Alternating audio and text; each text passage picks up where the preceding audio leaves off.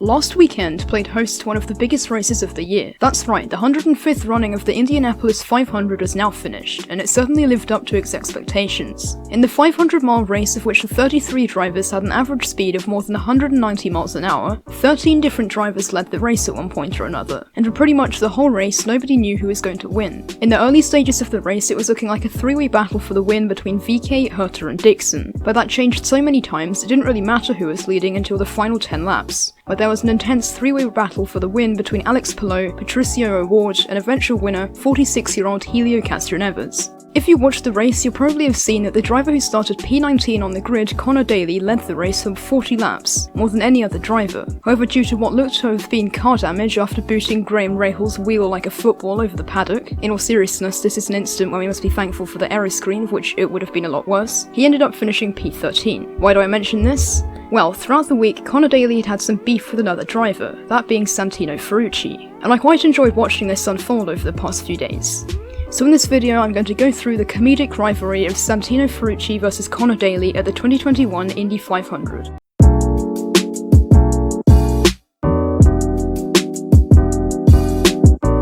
Before we begin, I'm going to set up the scene. Santino Ferrucci definitely isn't the most liked driver in the world, having done plenty of stupid things in his career which earned himself a place on my most hated driver in motorsport competition video, which is one of the first videos on my channel. Anyway, despite being hated by most of the motorsport community and being named as the most hated driver in motorsport until this guy came along, Ferrucci has shown himself as a decent driver in Indycar before. He made his Indy 500 debut in 2019 where he took P7 to secure the Rookie of the Year award that year, and he then finished P4 in 2020. So everyone in the motorsport community may hate him, but he's not too bad. He left single-seater racing at the end of 2020 to compete in NASCAR instead. However, in 2021, he did race in the 500 as a one-off appearance with Rahal, Letterman, Lanigan Racing. On the other side of the story in Conor Daly, this was his 8th Indy 500, with him racing this year in IndyCar both with Ed Carpenter Racing and Carlin. In his previous 500s, he had a best finish of P10 in 2019, so on to what happened. It all kicked off on Carb Day on Friday.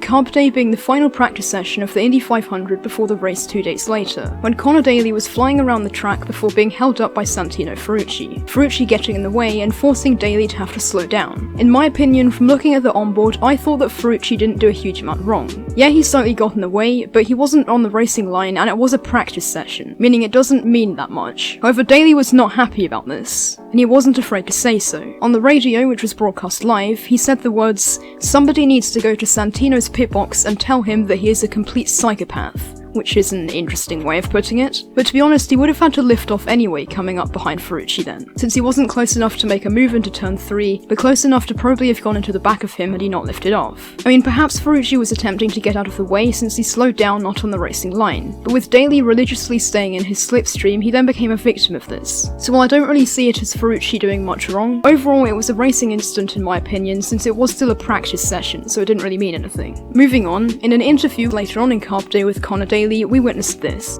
And there were a lot of stupid people out there too, which I don't know why. Like, this is practice still.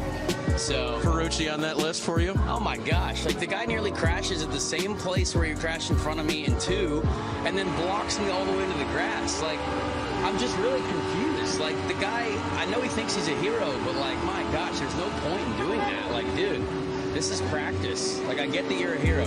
I get it. But like, my gosh, like, we're all just trying to work and get better. Like, oh, race day, I get it. Like, that's totally fine, but my gosh.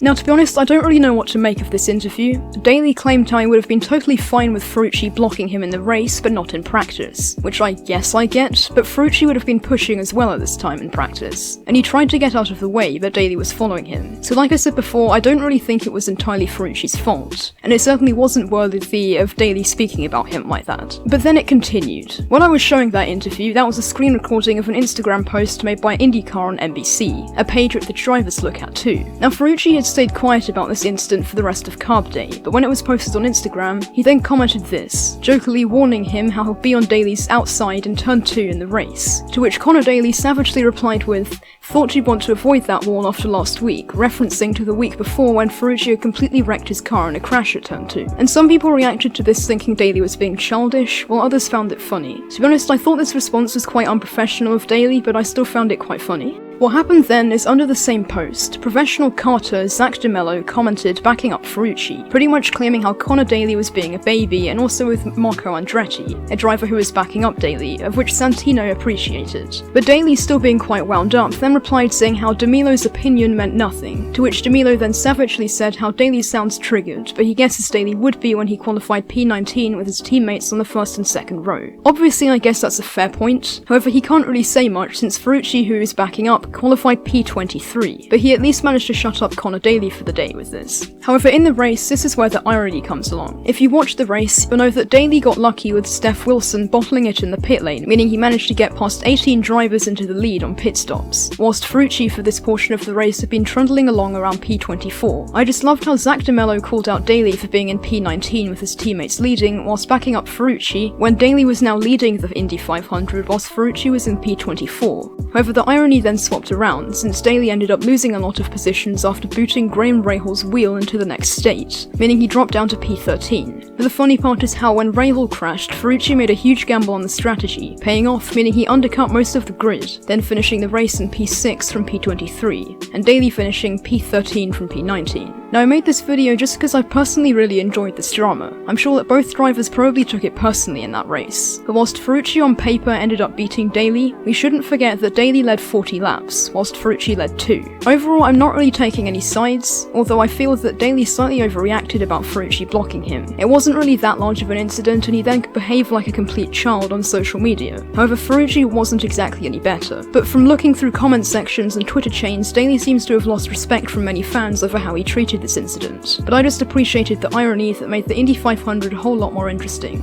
However, I'm sure Conor's happier now since Ferrucci was only in Indycar for this one race, so they'll go their separate paths now. It was obviously quite unlucky for Daly to have lost what could have been a very special win here, but to be honest, I honestly think he was in the wrong just as much as Ferrucci was. To begin with, the incident wasn't that special and it wasn't really Ferrucci's fault, yet he proceeded to behave like a 5-year-old for the rest of the event over it while Ferrucci simply laughed it off. Ferrucci didn't publicly apologise as far as I know, but if anything, I think Daly should have apologised as well. Specifically, Daly did not act like a racing driver over this, and to be honest, while I'm not saying Daly deserved to get backlash, he didn't really deserve to have everyone take his side when he just made some stupid comment whenever anyone mentioned it. However, he and Ferrucci proved the fans wrong and both had good races, so overall nobody's really at fault, and I guess it was just a bit of fun. But still, Daly did not handle it in the way a racing driver should. But overall, it made the Indy 500 much more exciting, and I enjoyed it. If you enjoyed this video, be sure to like and subscribe, and let me know what you think of this whole thing in the comments below. I want to really thank everyone for the support since we recently hit 1,000 subscribers, just 5 months and 3 days after starting YouTube. It means a lot. To celebrate, I've opened a community Discord server with the help of my amazing Discord mods, and I've also opened a Patreon. So if you want to support the channel even more, the links to those are in the description. But with that, I'm Daniel, have a nice day.